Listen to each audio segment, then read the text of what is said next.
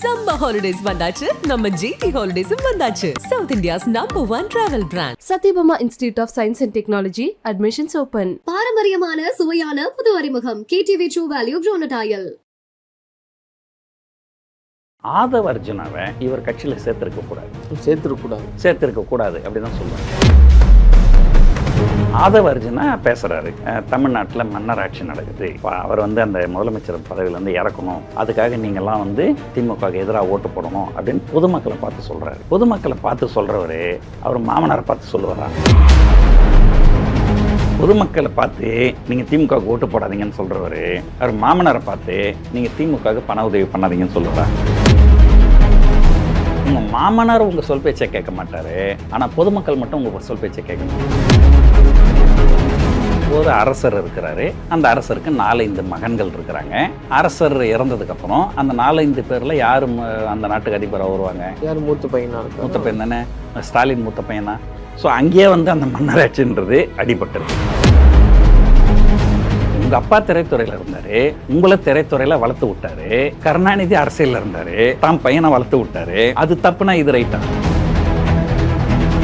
அப்போ நாளைக்கு ஒரு சட்டமே ஏற்றலாமே. அப்பா முதலமைச்சராக இருந்தால் அவங்க குடும்பத்தில் வேற யாருமே அரசியலுக்கு வரக்கூடாது அப்படின்னு ஒரு சட்டம் போடலாம். அப்போ அப்படி சட்டம் போடும்போது இன்னொரு சட்டமும் போட வேண்டிய ஒன்றும் இல்லை. அப்பா சினிமா டைரக்டராக இருந்தால் அவர் குடும்பத்தில் இருக்கிற யாரும் சினிமா துறைக்கு வரக்கூடாது அப்படின்னு சட்டம் போடலாமா? குறிப்பாக அந்த சி ஓட்டர்ஸுடைய அந்த சர்வே கூட ஒரு புதிய முகம் வேணும், ஒரு புதிய மாற்றம் வேணுன்றதும் அந்த 18% அடக்கும் இல்லையா? இது சினிமா மோகத்தினால வந்த ரிசல்ட்னு தான் என்னால் சொல்ல முடியும். இத்தனை பேருமே சினிமா மோகம். ஏன்னா சீமான் சொல்றாரு திமுக அண்ணா திமுக 2 ஊழல் கட்சிங்க தான். அவர் சொல்லாததை எதை நீங்க சொல்றீங்க? அவரு பணக்கார நண்பர்களை கூட வச்சுக்கின்னு அதை சொல்லலை, நீங்க பணக்கார நண்பர்களை கூட வச்சுக்கின்னு நீங்க அதை சொல்றீங்க. திமுக அண்ணா திமுக 2 கட்சியும் பிடிக்காதவர்கள் சீமான் கட்சியை தான் விரும்புவாங்களே தவிர விஜய் கட்சியை விரும்ப மாட்டாங்க. சார், அரசியல் களம் அப்படின்னு நம்ம பேசும்போது பார்க்கும்போதும் இப்போ குறிப்பாக அந்த சி ஓட்டர்ஸுடைய அந்த சர்வே அப்படின்றது வெளியாகி இருக்கு. அதில் பார்க்கும்போது முதலமைச்சர் ஸ்டாலின் அவர்களுக்கு அடுத்தபடியாக அதிக செல்வாக்கு மிக்க ஒரு நபராக விஜய் அவர்கள் அறியப்படுறார் அப்படின்னு பார்க்குறோம். அதில் என்ன ஆச்சரியம்னா, இத்தனை ஆண்டு காலம் அரசியலில் எடப்பாடி பழனிசாமி அவர்கள் இருக்காங்க, அண்ணாமலை அவர்கள் தொடர்ந்து பேசிக்கிட்டு இருக்காங்க, சீமான் அவர்கள் பேசிக்கிட்டு இருக்காங்க. ஆனால் அவங்களுக்கு இல்லாத ஒரு செல்வாக்கை பெற்றிருக்காரு அப்படின்னு விஜய் அவர்கள் குறித்து அந்த சர்வே அப்படின்றது இருக்குது அப்படின்னு பார்க்குறோம்.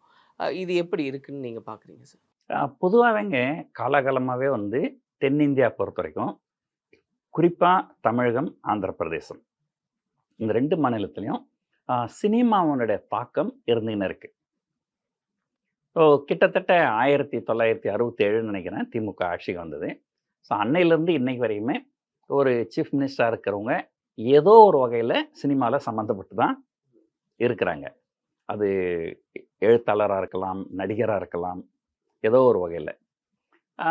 ஆந்திராலையும் பார்த்திங்கன்னா ஏறக்குறைய அப்படி தான். ஸோ என்டி ராமராவ் இருந்தார், அவர் சினிமா. சந்திரபாபு நாயுடு சினிமாவில் இல்லைனாலுமே அவர் என்டி ராமராவால் உருவாக்கப்பட்டவர். இப்போ பவன் கல்யாண் இருக்கார். ஸோ தென்னிந்தியாவில் நான் ஏற்கனவே சொன்ன மாதிரி குறிப்பாக தமிழகத்துலேயும் ஆந்திர பிரதேசத்துலேயும் ஒரு சினிமா அப்படின்ற ஒரு இது இருக்குது. நம்மெல்லாம் குஷ்புக்கெல்லாம் கோயிலை கட்டியிருக்கிறோம் நம்ம. ஸோ இந்த ஒரு சினிமா ஒரு மோகம் இருக்கிறதுனால அவங்களுக்கு ஒரு சுலபமாக ஒரு விசிபிலிட்டி கிடைச்சிருது. இந்த விசிபிலிட்டி இந்த குறிப்பாக பார்த்திங்கன்னா உங்களை தான் பெரிய குறையாக சொல்லணும். ஏன்னா ஊடகங்கள் தான் அதிகமாக முக்கியத்துவம் கொடுக்குறாங்க. நான் கூட ஏற்கனவே ஒரு இன்டர்வியூவில் சொல்லியிருந்தேன், நான் ஒரு 1 கோடி ரூபாய் டொனேஷன் கொடுத்தேன், வேற ஒரு சினிமா நடிகர் 50 லட்சம் டொனேஷன் கொடுத்தாரு. சரிங்களா சார்? நான் கொடுத்த டொனேஷனை பற்றி அந்த ஊடகம் பேசவே இல்லை. இதுக்கும் அந்த ஊடகம் நார்மல் ஊடகம் கிடையாது, பங்குச்சந்தை சார்ந்த ஊடகம். அந்த ஊடகத்தினுடைய மெயின் பிஸ்னஸே பங்குச்சந்தை பற்றியது. பங்குச்சந்தை சம்மந்தப்பட்ட ஒரு ஊடகம் நான் 1 கோடி டொனேஷன் கொடுத்துருக்கிறேன், நான் பங்குச்சந்தை சேர்ந்தவன், அதை பற்றி அவங்க பேசலை. அது இன்னொரு நடிகர் 50 லட்சம் கொடுத்தது பெருசாக ஒரு ஃபோட்டோலாம் போட்டு ஒரு பெரிய ஆர்டிக்கல்லாம் எழுதுனாங்க. பெரும்பாலும் இந்த ஊடகத்தையும் ஒன்றும் பெருசாக குறை சொல்ல முடியாது. ஏன்னா நீங்கள் போய் யாரோ ஒரு குப்புசாமி முனுசாமின்னு டொனேஷன் கொடுத்தாரு நீங்கள் போட்டிங்கன்னா அதை பார்க்கறதுக்கு யாரும் உங்களுக்கு வியூவர்ஷிப் கிடைக்காது. ஒரு நடிகை கொடுத்தார் அப்படின்னு சொன்னால் தான் பப்ளிக் விரும்புகிறாங்க. நான் ஒரு தடவை கரோனா வைரஸ் 2nd வேவ் வந்தப்போ, அப்போது ஸ்டாலின் அப்போ தான் புதுசாக முதலமைச்சராக இருந்தார். அப்போ நான் அவருக்கு டொனேஷன் கொடுக்கலான்னு போனேன். எனக்கு முன்னாடி ஒருத்தர் போனார், அவர் 2 கோடி ரூபாய் டொனேஷன் கொடுத்தாரு. அவரை யாரும் கண்டுக்கல. 2வது நான் போனால் 50 லட்சம் டொனேஷன் கொடுத்தேன், என்னை யாரும் கண்டுக்கல. கடைசியாக ஒருத்தர் போய் ஒரு 10 லட்சம் டொனேஷன் கொடுத்தாரு. நாங்கள் 3 பேரும் ஒன்றா வெளியே வரும்போது அந்த 10 லட்சம் கொடுத்தவரை அதை சுற்றி அத்தனை கேமராவும் போகுது, அத்தனை நிருபர்களும் போகிறாங்க. எங்கள் 2 பேரும் யாரும் கண்டுக்கவே இல்லை. அது காரணம் என்னென்னா, ஒரு ஒரு பிரபலமான இருக்கிற ஒரு கதாநாயகன் தமிழகத்தில். சரி, அதுக்கப்புறம் பரவாயில்ல அப்படின்னு வீட்டுக்கு வந்து டெலிவிஷன் சுவிட்ச் ஆன் பண்ண, சரி நம்மளை பற்றி எதாவது போடுவாங்க அப்படின்னு பார்த்தாக்கா, பிரேக்கிங் நியூஸ் அப்படின்னு வருது. என்னடனா, ஒரு நடிகை வந்து 1 லட்ச ரூபாய் டொனேஷன் கொடுத்துறோம். அது வந்து அது அவசரமாக மக்களுக்கு தெரிவிக்கிறதுக்காக மேலே நியூஸ் ஓடும்போதே கீழே பிரேக்கிங் நியூஸ்னு போடுறாங்க. ஸோ கண்டிப்பாக வந்து திரைத்துறையிலேருந்து அரசியலுக்கு வரவங்களுக்கு ஒரு மிகப்பெரிய அட்வான்டேஜ் இருக்குது. முதல்ல வந்து ஒரு ஒரு அறிமுகம், ஒரு சரி இப்போ நாளைக்கு யாரோ ஒருத்தர், இப்போ நாளைக்கு நீங்களே ஒரு எம்எல்ஏ எலெக்ஷனில் நிற்கிறீங்கன்னா, அந்த தொகுதியில் இருக்கிற எல்லாருக்கும் உங்களுடைய முகமே பரிச்சயமாக இருக்காது. சினிமாலேருந்து வரும்போது அந்த பரிச்சயமான முகம் அது வந்து கண்டிப்பாக வந்து வந்துடுது. ஆனால் அது மட்டுமே வந்து நீங்கள் வந்து ஒரு தேர்தலில் நின்று வெற்றி பெற்று ஆட்சி அமைக்கிறதுக்கு போதுமானதான்னு கேட்டிங்கன்னா, சரித்திரம் அதை சொல்லலை. திரைத்துறையிலேருந்து அரசியலுக்கு வந்தவங்க அப்படின்னு பார்த்தீங்கன்னா, மிகப்பெரிய சக்ஸஸ் அப்படின்னு சொன்னீங்கன்னா, அது இந்த பெருமை வந்து ஒரே ஒருத்தருக்கு மட்டும்தான் இருக்குது இது வரைக்கும். அவர் வந்து என்.டி. ராமாராவ்.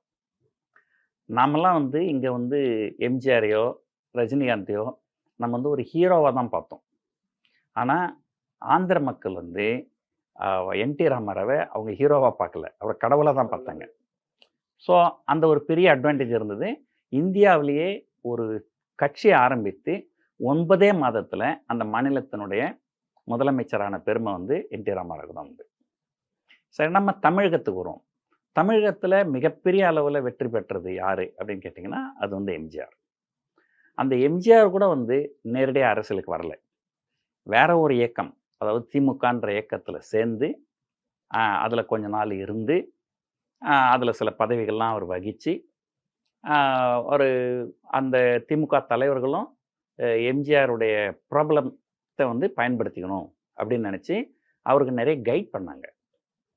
நீங்கள் வந்து ஒரு திரைப்படத்தில் நடிக்கும்போது நீங்கள் சிகரெட் பிடிக்கக்கூடாது, தண்ணி அடிக்கக்கூடாது.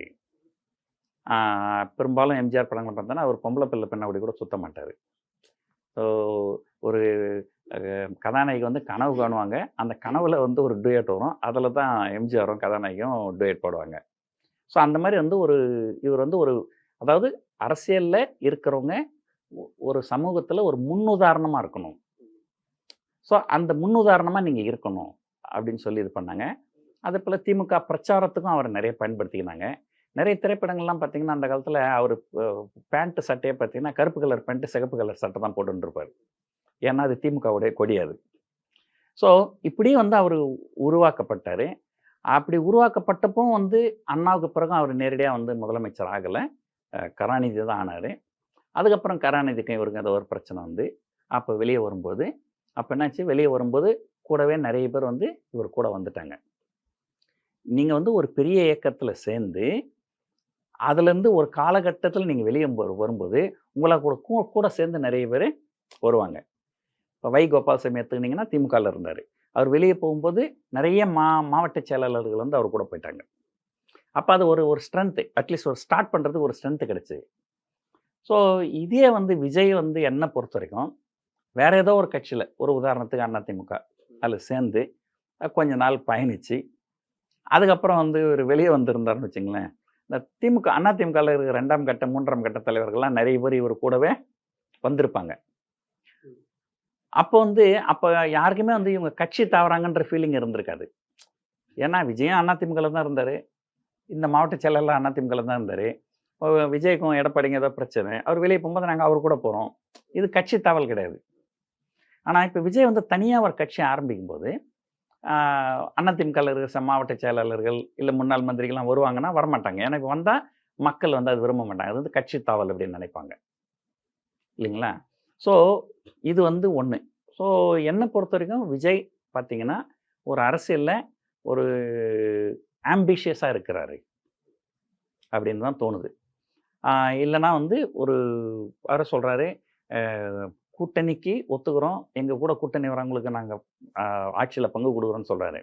ஆனால் நான் யாருடைய கூட்டணிலையும் போய் சேருவேன்னு சொல்லலை. என்னுடைய தலைமையை ஏற்றுக்குன்னு நீங்கள் என் கூட கூட்டணி வரணும். ஸோ ஆனால் இன்னைக்கு வரைக்கும் யாரும் போகலை.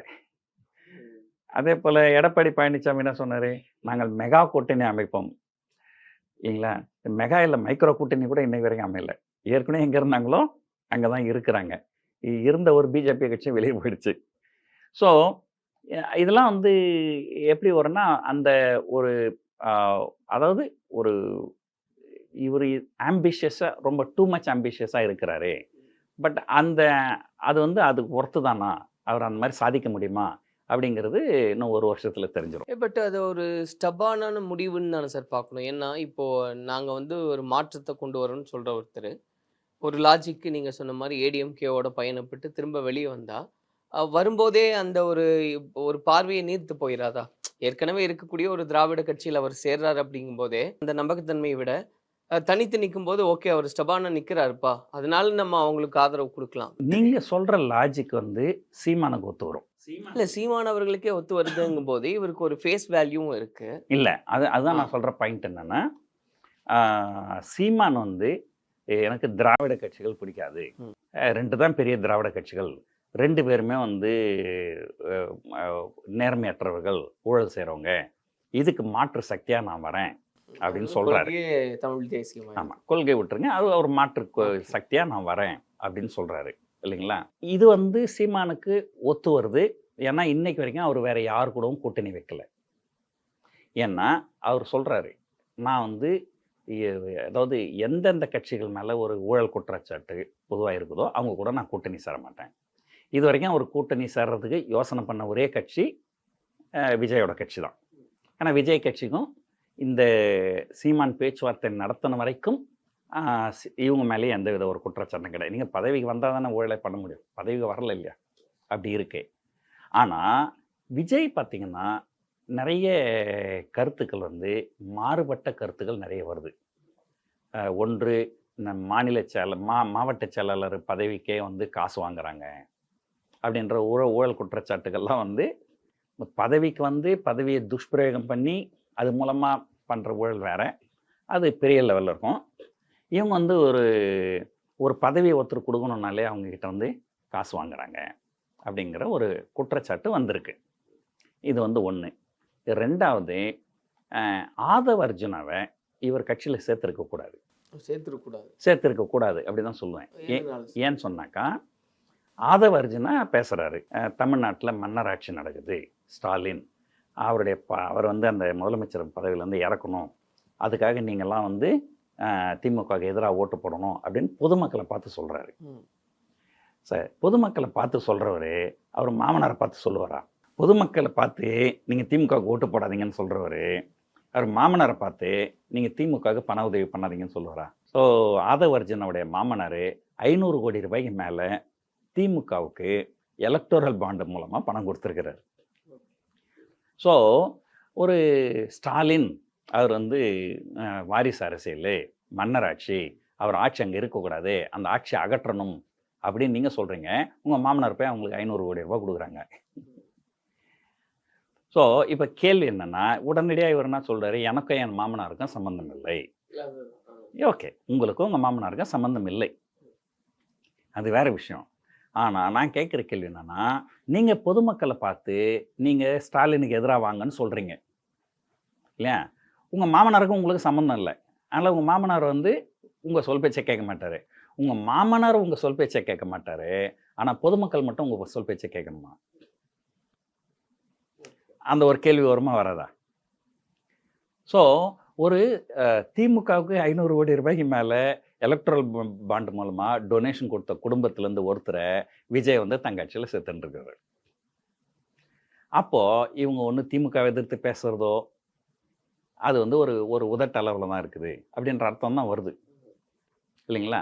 ஸோ அந்த மாதிரி நான் வந்து நிறைய சொல்லலாம். அப்புறம் வந்து அதுதானே சார் போர்ட்ரேட் பண்ணுறாரு, மன்னராட்சி தான் நடக்குது அப்படின்னு. இல்லை, அதாவதுங்க, மன்னராட்சி அப்படின்னா அதுக்கு என்ன ஒரு அர்த்தம் அப்படின்னா, ஒரு அப்பா இறந்துட்டால் அவருடைய மகன் வந்து ஆட்டோமேட்டிக்காக அந்த நாட்டினுடைய அதிபர் ஆயிடுவார். அதுதான் மன்னராட்சி இல்லைங்களா? எத்தனையோ அரசியல்வாதிகள் அவங்களுடைய பசங்களை முன்ன கொண்டு வந்து நிறுத்தி அவங்களால ஷைன் பண்ண முடியல. கரெக்ட்டுங்களா? சரி, நான் உங்களுக்கு இன்னும் ஒரு கேள்வி கேட்குறேன். அவர் ஒரே குடும்பத்திலிருந்து வர்றதுனால அந்த வாய்ப்பு கிடைக்கிறதே ஒரு குடும்பம் சார்ந்ததுன்றது தான் அவங்க வந்து வைக்கிற கிளைமா இருக்கு. இருக்கலாம். நான் வந்து இன்னொரு கேள்வி கேட்குறேன். சரி, உங்களுக்கு தெரிஞ்ச பதில் சொல்லுங்கள். ஒரு அரசர் இருக்கிறாரு. அந்த அரசருக்கு 4-5 மகன்கள் இருக்கிறாங்க. அரசர் இறந்ததுக்கப்புறம் அந்த 4-5 பேரில் யார் அந்த நாட்டுக்கு அதிபராக வருவாங்க? யார் மூத்த பையனா இருக்கா? மூத்த பையன் தானே. ஸ்டாலின் மூத்த பையனா? அது கிடையாது. ஸோ அங்கேயே வந்து அந்த மன்னராட்சின்றது அடிபட்டுருது. பட் அந்த குடும்பம் சார்ந்த நபர் தானே வருவாருன்றது இருக்கு இல்லையா? ஆமாங்க, அந்த குடும்பம் சார்ந்த நபருக்கு வந்து எலெக்ஷன் நிற்கிறாரு. உங்களை யார் நிற்க வேணாம்னு சொன்னா? இல்லை, அதை வச்சு தான் இல்லை, அவங்க ஏற்கனவே பேசினதை வச்சு சொல்லும்போது இப்போ இதுதான் அதாங்க, அது ரைட்டு. அதாவது என்னன்னா, ஏன் வந்து இந்த குடும்பத்தில் சார்ந்ததுனால அவங்களுக்கு போட்டி போடுவதற்கு ஒரு வாய்ப்பு கிடைக்கும். ஆனால் ஜெயிக்கிறது அவங்க கிட்ட தான் இருக்கு. போட்டி போடுறதுக்கு வாய்ப்பு மட்டும்தான் கொடுக்கப்படுமே தவிர, ஜெயிக்கிறது வந்து ஜெயிக்கிறதோ இல்லை ஜெயிக்க வைக்கிறதோ அந்த மக்கள் கிட்ட தானே இருக்கு. ஸோ இப்போ அதே ஆர்குமெண்ட் நீங்கள் இங்கே வந்தீங்கன்னா இல்லைங்களா, நாளைக்கு உங்களால் ஒரு சினிமாவில் ஹீரோவாக முடியுமா? முடியாது. என்னால் ஆக முடியுமா? முடியாது. ஏன் வந்து விஜயாவில் ஹீரோவாக முடிஞ்சது? ஏன்னா அவங்க அப்பா திரைத்துறையில் இருந்தார். உங்கள் அப்பா திரைத்துறையில் இருந்தார், உங்களை திரைத்துறையில் வளர்த்து விட்டாரு. கருணாநிதி அரசியலில் இருந்தார், தான் பையனை வளர்த்து விட்டாரு. அது தப்புனா இது ரைட்டா? விஜய் அவர்கள் அப்போ அது தப்புனா இது வந்து தப்பு. ஜெயிச்சு வர்றாரு அப்படின்னு அப்போ சரி, அதாவது விஜயை வந்து உள்ள கொண்டு வந்திருக்கலாம் எஸ்ஏசி இல்லைங்களா? ஆனால் இவருடைய நடிப்பன் நல்லா இருந்து இவரை நிறைய பேருக்கு பிடிக்க தான் இவர் அந்த திரைத்துறையில் ஒரு பெரிய லெவலில் வளர்ந்தார். இவர் கூடவே இவர் வயசுலேயே இவர் கூடவே வேற ஒருத்தர் வாரிசு வந்தார். அவரெல்லாம் ஷைன் பண்ண முடியல இல்லைங்களா? ஸோ உங்களுக்கு நீங்கள் திரைத்துறையில் உங்கள் அப்பா திரைத்துறையில் இருந்ததுனால உங்களுக்கு ஒரு வாய்ப்பு கிடைச்சிது, அவ்வளோதான். மற்றபடி ஜெயிச்சது நீங்கள் தான். அதே போல் ஸ்டாலினுக்கு ஒரு வாய்ப்பு கிடைச்சிது, அவ்வளோதான். ஆனால் ஜெயிச்சது வந்து ஸ்டாலின் தான், அது வந்து கருணாநிதி கிடையாது. அதனால் இந்த ஒரு வாரிசு அரசியல் அதெல்லாம் வந்து எடுபடாது எங்கேயுமே. ஸோ மக்கள் என்ன பார்க்குறாங்கன்னா, இவங்க முதலமைச்சராக இருக்கும்போது அல்லது இந்த கட்சி ஆட்சியில் இருக்கும்போது தமிழகம் பொருளாதாரத்தில் சிறந்து விளங்கியிருக்கா, எல்லாருக்கும் வேலைவாய்ப்பு கிடைக்குதா, முன்னுக்கு வந்துருக்கிறோமா, இதை பார்த்து தான் மக்கள் ஓட்டு போடுவாங்களே தவிர, அப்போ நாளைக்கு ஒரு சட்டமே ஏற்றலாமே. அப்பா வந்து முதலமைச்சராக இருந்தால் அவங்க குடும்பத்தில் வேறு யாருமே அரசியலுக்கு வரக்கூடாது அப்படின்னு ஒரு சட்டம் போடலாம். அப்போ அப்படி சட்டம் போடும்போது இன்னொரு சட்டமும் போட வேண்டிய ஒன்றும் இல்லை. அப்பா சினிமா டைரக்டராக இருந்தால் அவர் குடும்பத்தில் இருக்கிற யாரும் சினிமா துறைக்கு வரக்கூடாது அப்படின்னு சட்டம் போடலாமா? ஸோ அதனால் வந்து அதாவது ஒருத்தருடைய திறமைகளையும் அவங்க செய்கிற நல்லது கெட்டதையும் எடை போட்டு தான் வந்து மக்கள் ஓட்டு போடுவாங்களே தவிர, அப்பா வந்து ஒரு அரசியல்வாதி, அப்பா ஒரு முதலமைச்சர் அப்படிங்கிறதுனாலேயே வந்து யாரும் ஓட்டு போட்டுற மாட்டாங்க. சரி, இப்போ நான் உங்களை கேட்குறேன், எம்ஜிஆருக்கு நெருக்கமாக இருந்தது அவருடைய மனைவி ஜானகியா அல்லது ஜெயலலிதாவா? மனைவி தான். சட்டப்படியே வந்து மனைவி தானே முதல். ஆனால் அதுக்கப்புறம் அவங்க 2 பேரும் எலெக்ஷன் நின்னப்போ ஏன் ஜானகி ஒதுக்கி தள்ளிட்டாங்க மக்கள்? என்ன, ஜெயலலிதா அவர்களுக்கு மக்கள் மத்தியிலையும் ஒரு செல்வாக்கும் இருந்தது. அப்போ அந்த இடத்துல வாரிசு இல்லையா? அப்போ ஜானகி தான் வாரிசு. மனைவிங்கிறத அவர் குழந்தை இல்லைன்றதுனால எம்ஜிஆருடைய வாரிசு வந்து ஜானகி தான். ஜெயலலிதா வந்து எம்ஜிஆரோட வாரிசு கிடையாது. ஸோ எதனாலன்னா, ஒரு வாரிசுன்றதுனால மட்டுமே மக்கள் ஏற்றுப்பாங்க அப்படிங்கிறது அவசியம் கிடையாது. அவங்களுக்கு தனித்தகுதிகள். அப்போ மக்கள் வந்து எடை போட்டாங்க, ஜெயலலிதாவுக்கு தனித்தகுதிகள் இருக்குது, ஆனால் அது எடை போட்டாங்க. அதனால தான் வந்து ஜானகியால் ஷைன் பண்ண முடியல, ஜெயலலிதாவில் ஷைன் பண்ண முடிஞ்சது. அதே போல் தான் வந்து நீங்கள் எது வேணாலும் எடுத்துங்க. ஒரு திரைத்துறையிலேயே கூட ஆரம்ப காலத்தில் வந்து கருணாநிதிக்கு வந்து ஒரு மகன் இருந்தார், மூகா முத்துன்ட்டு. அவரை வந்து சினிமாவில் நுழைச்சி ட்ரை பண்ணாங்க, அது சக்ஸஸ் ஆகலை. நீங்கள் நுழைக்க முடியுமே தவிர வெற்றி பெற வைக்க முடியாது. வெற்றி பெறக்கிறது வந்து மக்கள் தான் முடிவு பண்ணணும். ஸோ சினிமாவில் விஜயை வெற்றி பெற வச்சதும் மக்கள் தான், மூகா முத்துவை சினிமாவில் தோல்வியடை வச்சதும் மக்கள் தான், ஸ்டாலினை முதலமைச்சர் ஆக்குனதும் மக்கள் தான். மக்கள் தீர்ப்பே மகேசன் தீர்ப்பு. அதை வந்து எதிர்த்து பேசக்கூடாது. அப்போ சார், இப்போ இந்த சி ஓட்டர் சர்வே பத்தி நம்ம ஆரம்பத்துல பேசின மாதிரி ஸ்டாலின் அவர்களுக்கு அடுத்தபடியாக அதிக செல்வாக்கு மிக்க ஒரு நபராக அறியப்படுறார் விஜய் அவர்கள் அப்படின்னா, இந்த ஒரு 18% மக்களும் வந்து வெறுமனே ஒரு சினிமா நட்சத்திரம் அப்படின்ற அடிப்படையில தான் சொல்லியிருப்பாங்களா, இல்ல ஒரு மாற்றம் வேணும் அப்படின்னு நினைக்கக்கூடிய மக்கள் அதுல இருப்பாங்களே? இப்போ அவர் ஒரு சினிமா நபரா அறியாம அதை கடந்தும் கூட ஒரு புதிய முகம் வேணும், ஒரு புதிய மாற்றம் வேணும்ன்றதும் அந்த 18% அடக்கம் இல்லையா? இது வந்து சினிமா மோகத்தினால வந்த ரிசல்ட்னு தான் என்னால் சொல்ல இல்ல முடியும். வெறுமனே அந்த அத்தனை பேருமே சினிமா ஆமாம், முகம் ஏன்னா மாற்றம் வேணுங்கிறவங்க ஆல்ரெடி முடிவு பண்ணிட்டாங்க சீமானுக்கு ஓட்டு போட சொல்லி. அதனால தான் பார்த்தீங்கன்னா சீமான் வந்து ஒரு இல்ல கொள்கை அளவுல நீங்க மாற்றம்னு குறிப்பிடுறீங்கன்னு நினைக்கிறேன் சார் சீமான் அவர்களை. நான் சொல்றது இந்த களத்துக்கே இது வரைக்கும் வராத ஒருத்தரை நம்ம கொண்டு வரணுமே அப்படின்ற ஒரு எண்ணமும் களத்துக்கு இருக்கலாம் வராத இல்லையா? ஒருத்தர்னா சீமானும் களத்துக்கு வராத ஒருத்தர் தானே. இல்ல இவ்வளோ ஒரு வருஷமா அரசியல் பேசிக்கிட்டே இருக்காரு. நான் சொல்றது அதாவது ஒரு புதிய என்னங்க, முகமா இருக்கட்டுமே. அதாவது இந்த திமுக அண்ணா திமுக ம். இந்த ரெண்டு கட்சிக்குமே எனக்கு பிடிக்காது, ம். இதுக்கு எனக்கு ஒரு மாற்று வேண்டும் ம். அப்படின்னு சொல்றவங்க அதுல ஆல்ரெடி வந்து சீமான் இருக்கிறாரு. ஸோ அந்த மாற்றத்து இல்லாம இன்னொரு மாற்றம் வேணும் அப்படின்னா அப்ப நீங்க எந்த மாற்றத்தை சொல்றீங்க? சீமான் சொல்லாத எந்த விஷயத்தை நீங்க சொல்றீங்க? சீமான் சொல்றாரு மன்னராட்சி தான் சொல்றாரு. சீமான் சொல்றாரு திமுக அண்ணா திமுக ரெண்டும் ஊழல் கட்சிங்க தான், ரெண்டும் ஒரே குட்டையில் ஒரே மட்டை தான் அப்படின்னு சொல்றாரு. அவர் சொல்லாததை எதை நீங்க சொல்றீங்க? அவரு பணக்கார நண்பர்களை கூட வச்சுக்கின்னு அதை சொல்லலை, நீங்க வந்து பணக்கார நண்பர்களை கூட வச்சுக்கின்னு நீங்க அதை சொல்றீங்க. ஸோ அப்போ நம்பகத்தன்மை மக்களுக்கு யார் மேலே வரும்? திமுக அண்ணா திமுக ரெண்டு கட்சியும் பிடிக்காதவர்கள் சீமான் கட்சியை தான் விரும்புவாங்களே தவிர விஜய் கட்சியை விரும்ப மாட்டாங்க. ஸோ இது வந்து சினிமா அப்படின்றது இருக்கும். ஸோ நீங்கள் பார்த்தீங்கன்னா எம்ஜிஆர் சிவாஜி ரெண்டு பேரும் இருந்தப்போ எம்ஜிஆருக்கு இணையான ஒரு புகழில் இருந்தார் சிவாஜி. ஆனால் அரசியலில் வரும்போது அது வந்து அவரால் ஷைன் பண்ண முடியல. ஸோ அதனால தான் இவர் வந்து ஒரு எலெக்ஷனாவது நின்று ஒரு ப்ரூஃப் பண்ணதுக்கு அப்புறம் தான் இது என்ன பண்ண முடியும், இவர் சொல்கிறது எந்த அளவு உண்மை இருக்குது, இல்லை நாம சொல்கிறது எந்த அளவு உண்மை இருக்குது அப்படின்றது நமக்கு அதுக்கப்புறம் தான் தெரியும். சம்மர் ஹாலிடேஸ் வந்தாச்சு, நம்ம ஜிடி ஹாலிடேஸும் வந்தாச்சு. South India's number 1 travel brand Satyabama Institute of Science and Technology. Admissions open. பாரம்பரியமான சுவையான புது அறிமுகம் KTV True Value Bronadile.